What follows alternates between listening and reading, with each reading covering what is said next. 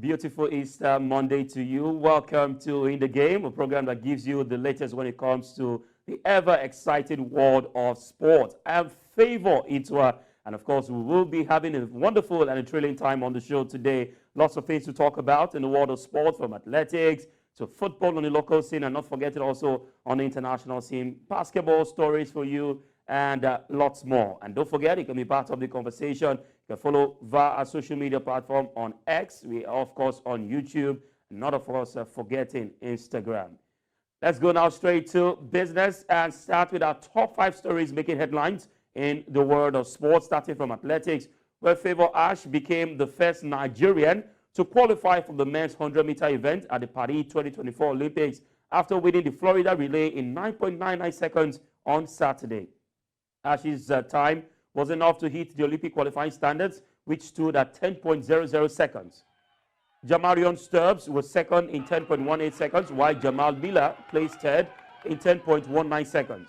He thus became the 5th Nigerian to secure automatic qualification for Olympics, which will hold between July 26th to August 11th this year in Paris.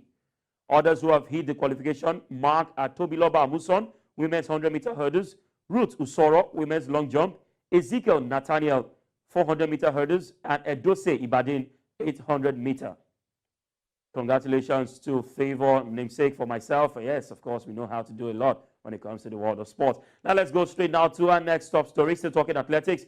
5-time Berlin Marathon, Eliud Kipchoge has released a statement explaining why he will not be defending his marathon title at the Paris 2024 Olympic Games. In a heartfelt message to his fans, Kipchoge announced his withdrawal from the global showpiece. The decision, which has sent shockwaves throughout the sports world, comes as a surprise to many fans and analysts alike. Kipchoge cited personal reasons, noting his desire to focus on other endeavors. The 5-time Berlin Marathon champion issued a statement earlier today expressing his gratitude for the support he has received throughout his career, but also his need for a change in direction. Interesting times ahead in the world of athletics, but for Eliud Kipchoge, fans of the wonderful long-distance runner would not be happy, especially not seeing their favorite compete at this year's Olympics. A lot of talks around him if he's going to, win the title once again, but that will not be the case with the recent news. And now to football in the next top story. Cape Town Spurs of South Africa have parted ways with technical director Sean Connon just 5 months after his appointment. The Urban Warriors have been mum about the decision as they look to concentrate on their battle to avoid relegation from the Premiership with 9 games to go after his afternoon's clash against Monaco Swallows.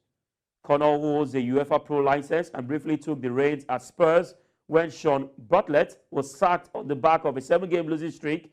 He's understood to have had a fallout with new coach Ernst Middendorp.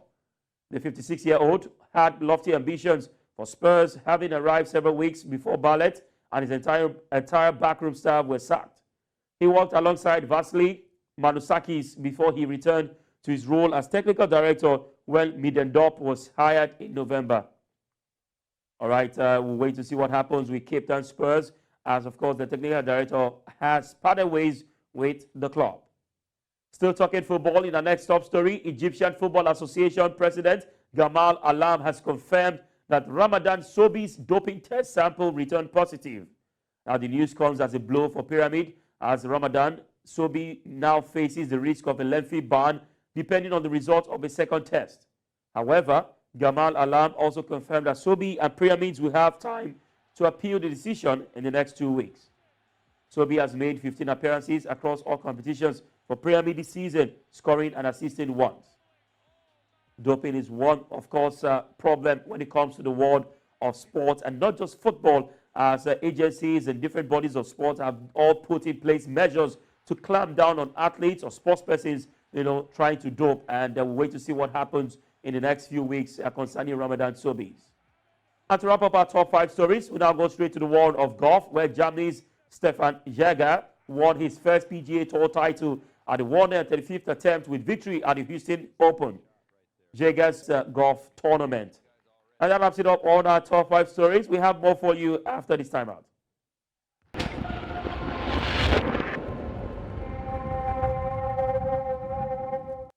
You're still watching In the Game, and Favour Itua We now go straight to the world of football on the local scene, talking about the Nigerian state FA Cups. Now, different states in Nigeria, the 36 states, had their respective FA Cups, which of course saw in the one of Oyo State where Ilaji FC, got the better of the Shooting Stars Football Club, a club side that plays in the top tier of the Nigerian league.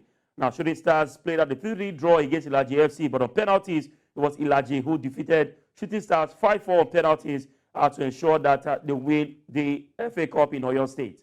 Now, these two teams would go on to represent Oyo State right there in the national stage, where of course all the teams from different states would come together to battle out, for the coveted trophy, one of the oldest, or if not the oldest competition we have right here when it comes to the world of football in Nigeria. Congratulations to Ilaji FC, a club that has been coming up the ladder when it comes to football in Oyo State.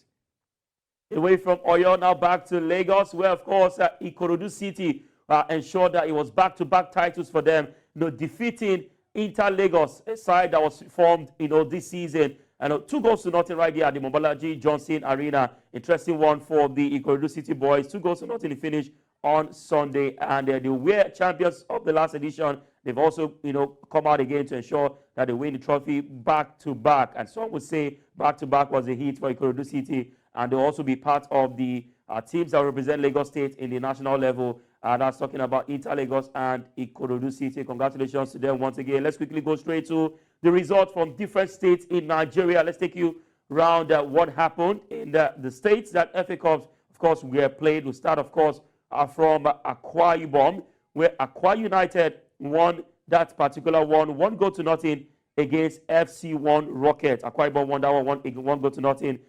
In Anambra, it was Edel FC who lost to Solution FC. Solution actually forced Solution to their problems, and they won 1-0. In Benue State, it was Lobby Stars who got the better of Flight FC of Boko, 2-1. And in Delta State, Warriors got the better of Delta Marines, 2-0. Sinojo FC played out a 1-1 draw, but of course on penalties, they defeated PCM by 5-3. That's in Ebonyi State. While in Edo State, it was Bendel Insurance who took Inel Stars to the cleaners, 3-1. He finished right there at the Samuel Ogbemudia Stadium. In Ekiti State, it was Ekiti United who lost to Ekiti United Feeders 5-2 on penalties after he ended 1-1 on regulation time. What about Gombe? Gombe saw, of course, Doma United getting the best out of Gombe via penalties, 3-0 in the finish for Doma FC to get that one, done and dusted. In Imo State, it was FR Eburaja FC who lost 1-2 to Ikukwoma FC, 2-1. Of course, congratulations to Ikukwoma FC winning that one. These two sides will represent the state. Sadly, no Heartland FC in that particular fixture.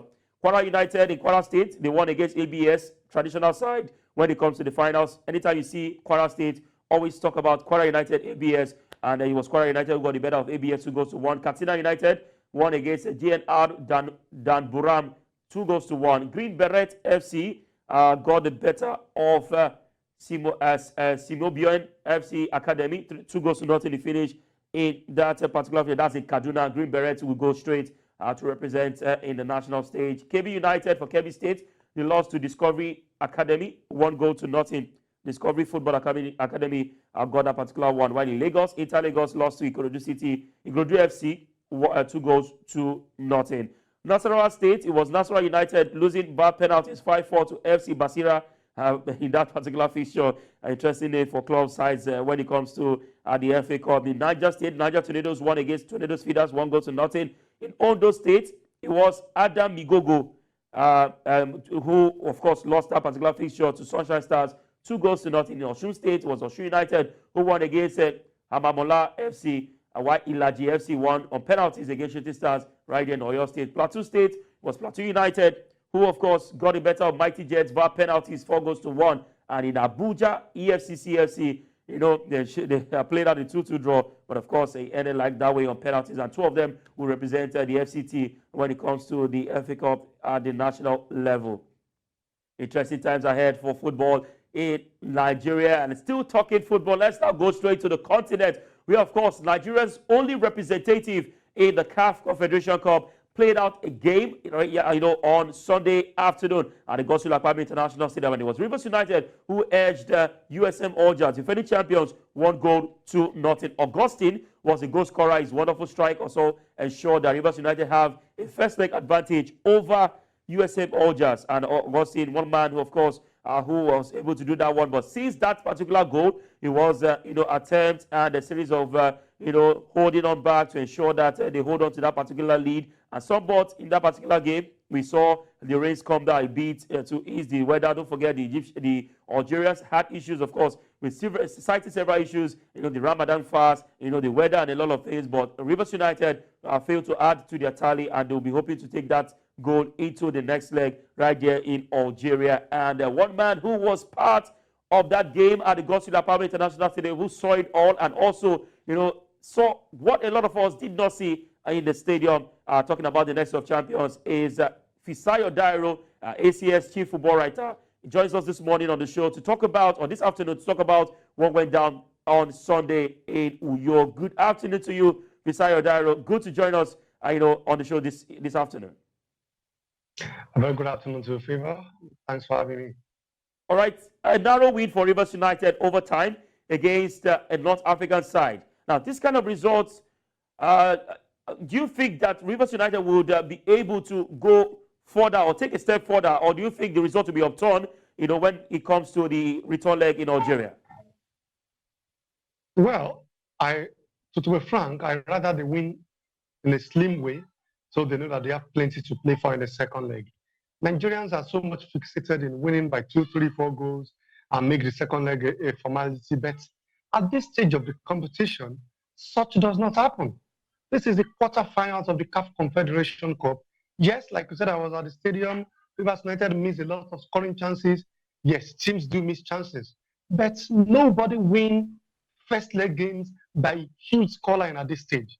Look at the 4 Confederation Cup quarterfinal games played yesterday. They were all slim wins, apart from one of the games that ended in a draw.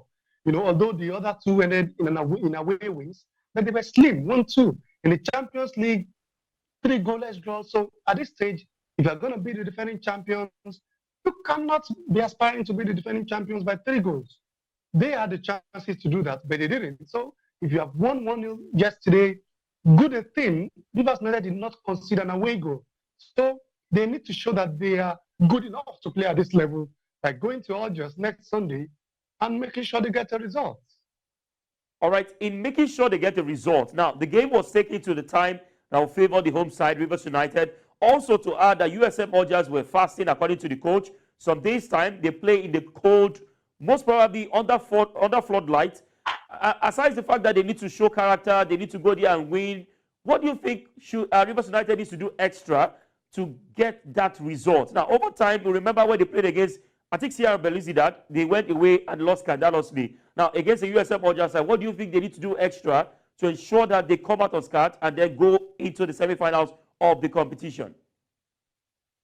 I think the first thing is belief. That's what Nigerian clubs lack whenever they go to North Africa. They are 50% defeated in their mindset. So, but I saw the game yesterday. I can tell you it's one of their best performances this season. The way they struck the passes together, the way they try to open up their opponents. You can do that anywhere in the world. So they need to have that belief. Yes, they're going to be playing under floodlights. They're going to be playing in a colder situation. They're going to be playing, most importantly, in front of a capacity crowd with whistles, with jazz, with lasers shining in your faces. Yes.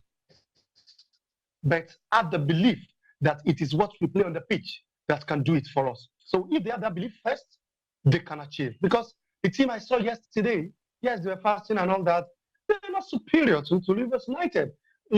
I've seen our teams at least for the past 10 years consistently at this level, and I know that it's their belief, it's the defeatist mentality that kills them whenever they go to North Africa. And secondly, the back 4, especially the centre-back pairing. Yesterday, they had Ekerete Udom and Antonio Egbu. These 2 guys, at least one of them must not be at the second leg. They are tall centre-backs, but they are not good on the feet. They cannot play the ball on the feet. Even there were moments where They make hasty clearances yesterday. They made a mistake leading to goal. When you are playing at home in front of a near empty stadium, what will you now do when you get to Algiers and you hear thousands of whistles being blown at you?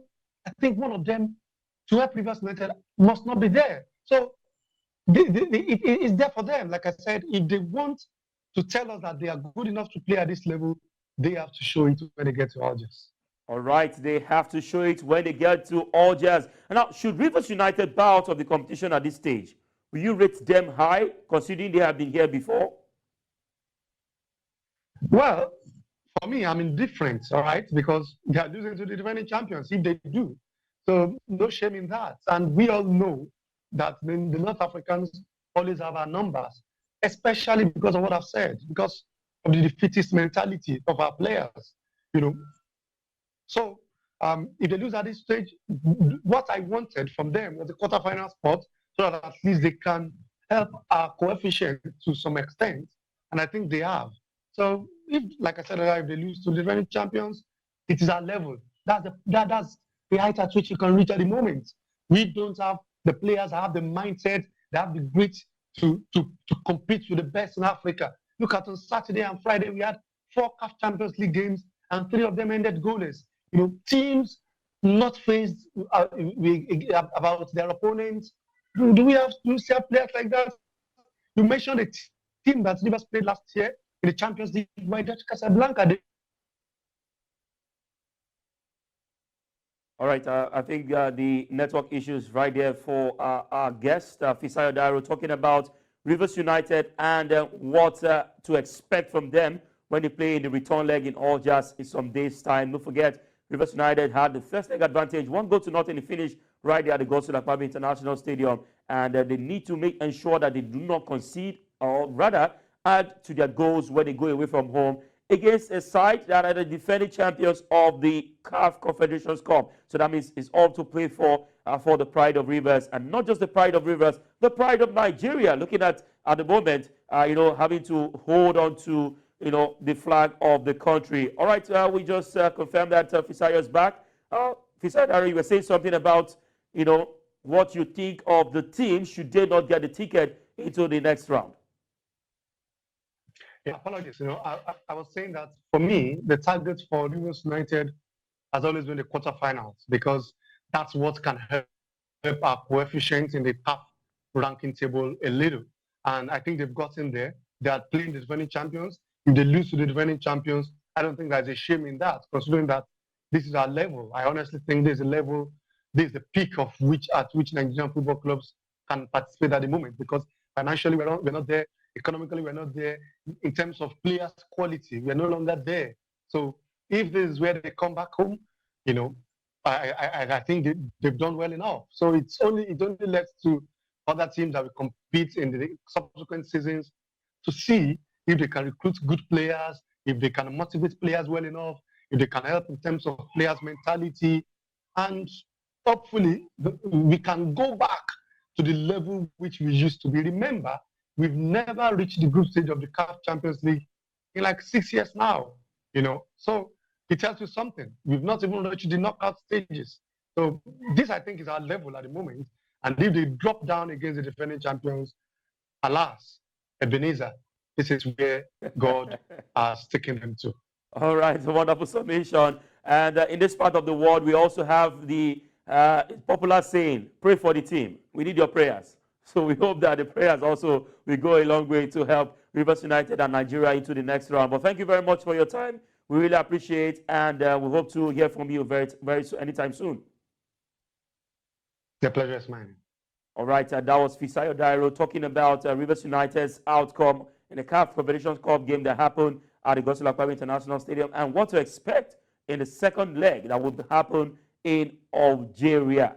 All right, let's go straight now to another, of course, CAF Confederation Cup game that was played. Talking about Dreams FC and Stade Malien right there in Ghana. It was Dreams FC who defied the odds with a stunning victory against Stade Malien in the CAF Confederation Cup game on Sunday. Chance for Aggie to maybe put it in, and Tweet doing so to good effect. Here's another one, and it's going to drop. Whistle past the far post. Up with Stade Malien winning that back. Area. Flicks out, kept alive. He gives it away. Tight spot, able to get the ball in for Stade Malien, who could lift the ball in again. The punch was from Agbazi, dropped, was mishit. Base here on the left for Aguier. He's crossed two overheads, still has it. Puts it out for Koulibaly, who intended as a shot. So Koulibaly whips it in. Base here on the left for Aguier. He's crossed two overheads. This time it's supporting from the right from Dreams. Miss hit from Itua Henny. It's Issa this time. Anyway, so we come back here, it's both.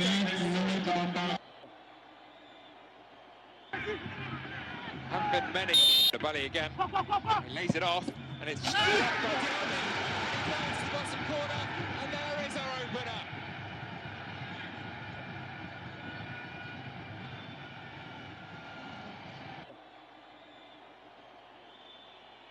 Here, the ball into the box, no. Well right into the bottom corner. Agbazi couldn't get down quickly enough.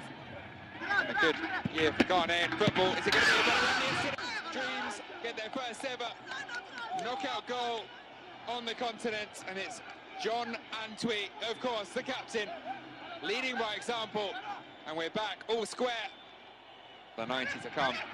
And they get a second away goal here, yeah, the shot. Another dummy, shoots on his right instead, deflection. And the referee has been called to the pitch side monitor. Snapshot. He'll be pointing to the spot. Have an opportunity to make it 2-1. A deep breath. And the finish. Emphatic. John Antwi has 2. Dreams have 2.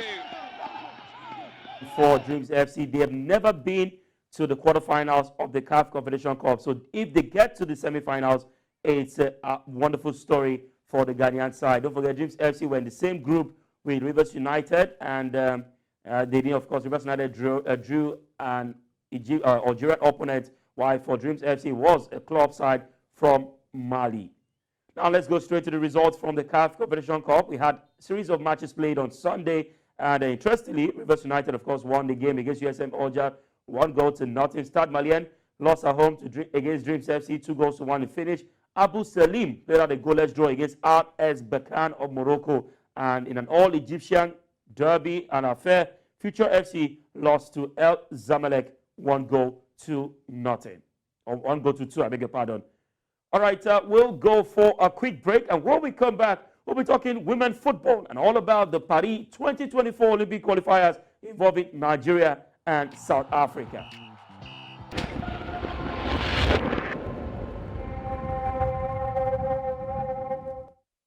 Welcome back. You're still watching In the Game and Favour Itua.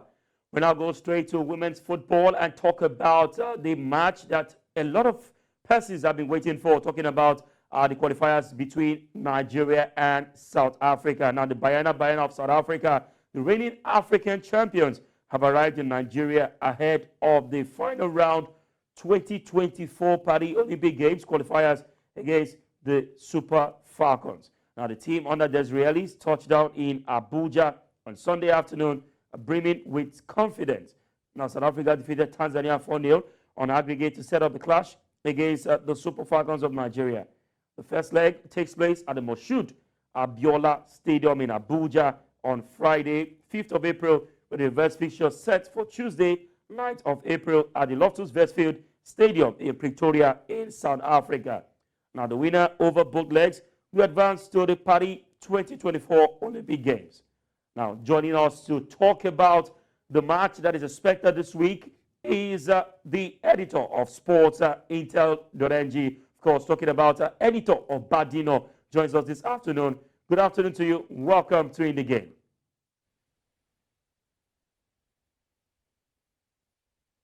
All right, while we'll wait for editor Obadina, let's let you also know that the Super Falcons of Nigeria also have started arriving, and amongst the list of persons that have arrived in Nigeria is the coach of the side, Coach Randy Waldrum. Now, against earlier doubts of his availability for this game, Randy Waldrum, he decided to choose between his club side in the United States of America, talking about University of Pittsburgh, and I decided to choose Nigeria, to come coach for the game that will go down on Friday. Now, Waldrum, who is also in charge of University of Pittsburgh, is among the early birds to the team's camp on Sunday night.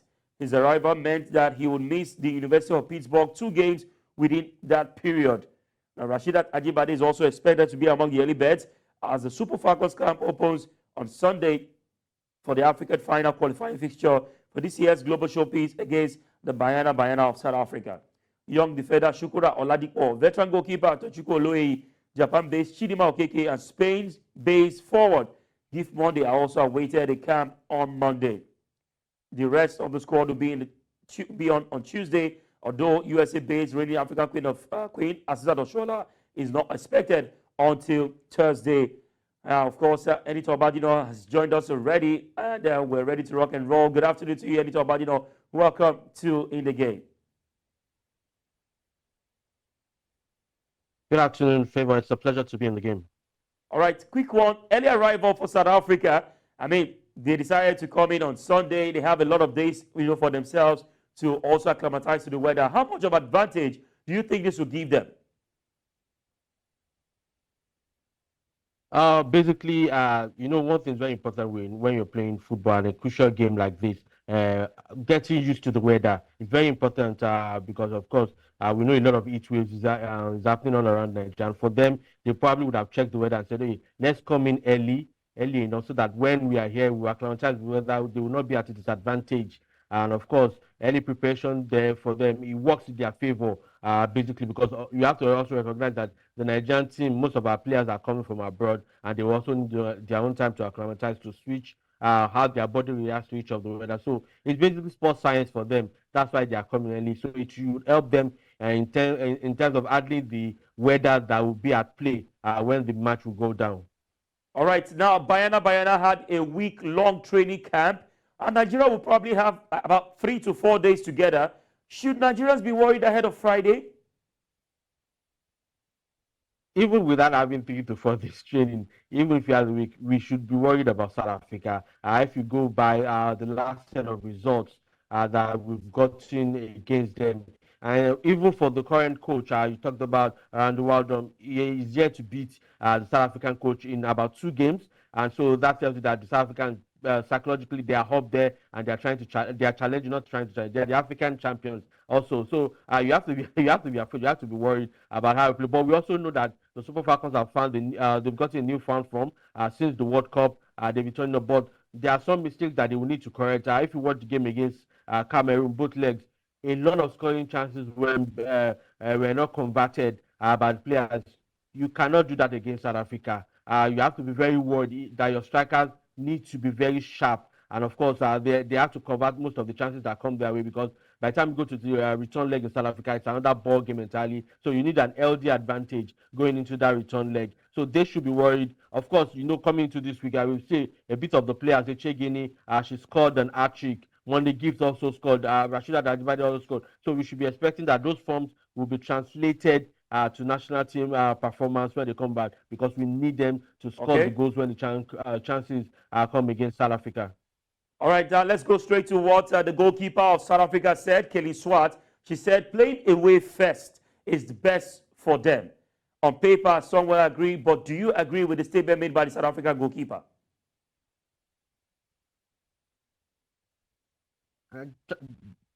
Just a psychological talk, if you ask me. Basically, football is football, 90 minutes. It depends on, these are professionals where I'm thinking she's saying those things because she's considering the fact that home advantage when they return basically to South Africa, they'll have an home advantage playing the first leg first. But if Nigeria does everything right, gets their goals and shut them out, the return leg might just be a walk on the park for the Super Falcons. And of course, these are professionals. Anywhere you find yourself, either home or away. This is it's an international qualifying event for the Paris Olympics. So saying playing in Nigeria gives them advantage, no, it doesn't work like that anymore. This is not an area of home advantage. We have to consider the fans. Of course, maybe she's considering that number of fans that will turn out. But again, it comes back to the fact that this is not the first rodeo for both teams, playing in front of both well, a lot of fans and All-Star fans, because it's one thing to have a lot of fans in the stadium, and it's another thing to have All-Star fans trying to distract you and get you to lose concentration and, of course, lose the game. So I don't think there's any advantage. It comes down to strategy. How do you execute the plans that you have in training? You can win anywhere. It's allowed. You can hold a team to enjoy. I could bring in the World Cup qualifier, Nigeria, Ghana. We played 0-0. That should be an advantage to us in Ghana. But by the time we came back to Nigeria, we were playing 1-1. It actually puts a lot of pressure on the team in the return leg, depending on the results on the first leg. All right, let's look at the Super Falcons angle. They started arriving. Coach Ronnie Waldrum is in Nigeria already. But if you look at the recent updates we are getting, Ashley Plumpton is not going to be part of this game as she has been ruled out of the game. Now, the remaining number of defenders we have right now is currently 6. We have 6 defenders without the likes of Tosin Demeyi amongst others. Isn't this a cause for worry, especially coming up against South Africa's side that are ruthless with fast players, from the flanks, having to play against players who have not been together, some of them, for a while? It's a big worry. It's not just about. We know that 2 of our mainstays in the defense, Tosin Demeyi and, of course, Ashley Prompter, basically will not be part of the game. One way or the other, Demeyi because of injury. Ashley Prompter, we are here to get the full details why she's pulling out at last minute. So that puts a lot of pressure on what we are lining up. The many defenders we have in that team, Shukrat Oladipo, Nigerian-based player, Michelle Alozie, she's been part of that team, and of course Osinachi Ohale, one of the big mainstay. Then Nicole Payne and Chidima Okeke, they are both making a return. Chidima Okeke, it depends on the Chidima that is coming. If you watch, the last time we watched her in the national team colors was at the 2019 World Cup in France, and where she was huge. She provided that assist for Sister Oshola in our second group game to get the goal. But she's gone through a lot of injury worries, and now I think she's playing in Israel. So that gives us a lot of worry because we are coming in with about 2 new set of defenders, while our 2 mainstay are out. And yes, the South Africans are fast, very fast. That's one of the advantage. When you look at Katlana, basically how fast she could run, and of course trying to catch us on the counter. It's a difficult call, and Randy Waldom has got his work cut out in fashioning a team that can hold, especially the defensive lineup that can hold the South Africans at bay. Would have expected him to have found the replacement if he had known Plumpton was pulling out at the last minute. Of course, we're also surprised that likes of Gloria Ogbonna, who are experienced part of the players of our Super Falcons, were not invited for that game. And then instead of bringing the likes of Shukra Oladipo for a testy duel, as this a duel that means a lot because Nigeria has not been to the last 2-3 Olympics, and that tells you that. And it's a tough call for Nigeria getting to the Olympics. And you are playing against the South Africa, so I'm worried. If you ask me, I'm basically worried on how he's going to line up. We know Ohale will be there. We know Alozie will be there playing the fullback. How does he manage the rest of the setup? All right, we'll wait to see what he does with the ladies on Friday. But of course, we can only keep our fingers crossed and hope for the best. Thank you very much, Enitan Obadina, for your time, and we'll hope to hear from you soon. Thank you for having me. It's a pleasure. All right, that was Enitan Obadina talking about the chances of the Super Falcons and the fact that South Africa arrived early enough to acclimatize and to, of course, get themselves ready for the game on Friday in Abuja, with only with Super Falcons well. Let's now go straight to the Ghanaian Cup, where we had 2 fixtures on Sunday involving Bofokwa Tano playing out a 1-1 draw against Kai FC. Legon Cities were better off Bechem United 1-0. Away from Ghana, now to Morocco Cup, where, of course, Wydad Casablanca lost to CRS Salmi 1-0. That's an upset when it comes to the Morocco Cup. All right, now to the fixtures for today. We get RS Berkane against Asfar Rabat. South Africa Premier League, we had a game played. Cape Town Spurs lost 1-0 to Morocco Swallows.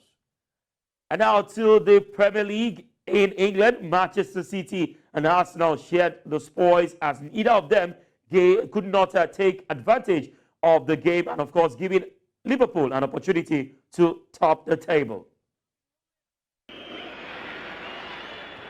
They're coming forward with Erdogan. White. And now Kivior. Jesus. Still Jesus. Puts it wide of the post. Bernardo Silva's got it. He's got Foden nearby. He's got De Bruyne making a move. De Bruyne maybe took a defender out of the picture. Lewis, that's lovely from him. Foden. Rodri. Kovacic. Hits it! Just beyond the post. From City. And towards Raya, who just got it and lost it. I would prefer to win, obviously, but I take the point, yeah. That game, recognize my team, so proud, so we did to try it. They allowed it to go to our left side, aside from Odegaard and Saka, and after they make an incredible high pressing, we made quite good and build-ups. And after we contact with the last line, so they dropped really well. All their habits with Rodri really close to Jorginho rise, and the spaces is not difficult to find it. And they defend low block. A thrilling game, a really tough match, very demanding opponent.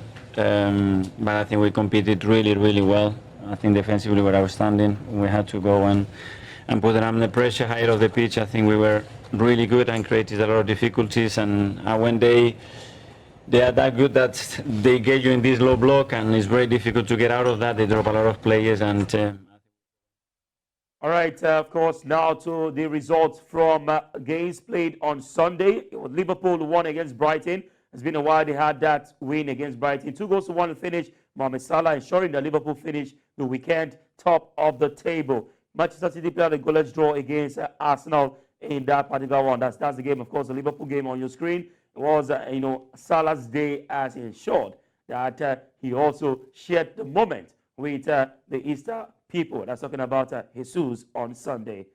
Away from there now to the Spanish La Liga, where Real Madrid's final match before facing Manchester City in the Champions League ended in victory over Athletic Bilbao, and thanks to 2 fine goals from Rodrigo. I call him Rodrigo goals. And now Real Madrid are continuing their good form on the table. Talking about the Spanish La Liga on the screen, the results: Celta Vigo played a goalless draw against Rayo Vallecano. Girona were better off Real Betis, 3-2. Deportivo Alaves lost at home to Real Sociedad, 1-0. And Real Madrid were better off Athletic Bilbao, 2-0 in finish. Fixtures to expect today: Villarreal will take on Atletico Madrid. That's an interesting fixture for lovers of football and of course Spanish football. Away from Spain now to Italy, the Italian Serie A had interesting games lined up for us on Sunday, with of course Bologna playing against Salernitana. Cagliari will be up against Verona. Sassuolo will be up against Udinese. Lecce will be up against Roma, and Inter Milan will be up against Empoli. Away from Italy to the German Bundesliga, where of course Augsburg played out a 1-1 draw against FC Cologne. VfB Stuttgart played out a 3-3 draw against FC Heidenheim, and Bochum played out a 2-2 draw against Darmstadt. And now to the French Ligue 1, where 10-man Paris Saint-Germain moved 12 points clear. All right, interesting one for Paris Saint-Germain. Let's go straight to the results of the French Ligue 1, where of course Lorient lost to Brest, 1-0. Clermont Foot were lost of course to Toulouse, 3-0. Le Havre were lost at home to Montpellier, 2-0. Nice lost to Nantes of France, 2-1. That's the club of Moses Simon. Strasbourg defeated Reims, 2-0. Marseille lost to PSG by 2-0. In the world of tennis, the Miami Open, it was Yannick Sinner who got the... No, it's for sure. no, for sure it means, yeah. No, for sure it means a lot to me, but